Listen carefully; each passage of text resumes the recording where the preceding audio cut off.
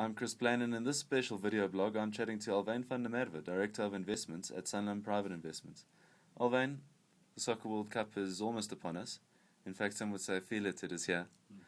Are the impacts of the month-long event itself significant to South Africa? Yes, I think so, Chris. Firstly, you've got to go back to late 2006 when we started to prepare for the World Cup. During that time, up until now, we've spent enormous amount of money on infrastructure projects. In fact, if you look at the numbers that we've got is we've spent about 138 billion on projects related to the World Cup. And that, of course, is significant. If you look at the event itself, we expect foreign tourists to spend about 8.8 billion in the economy over the next month.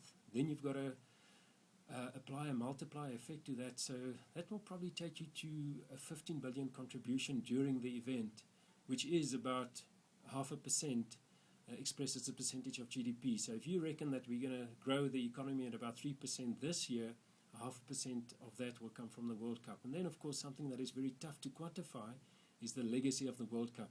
But if we can host this successfully, and given the spending that's taken place in infrastructure projects, I'm convinced that it will leave a positive legacy.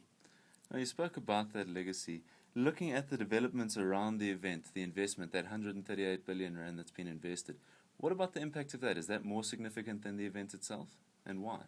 Longer term, I've got no doubt that will be more significant than the event itself.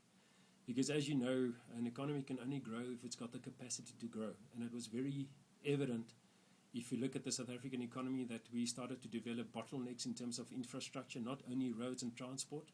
We also talk about information technology, broadband development, and we needed that desperately. What the World Cup did, it put specific targets and certain disciplines in there to make sure that the spending does take place.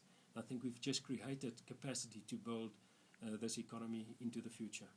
Alwyn van der Merwe is Director of Investments at Sanlam Private Investments.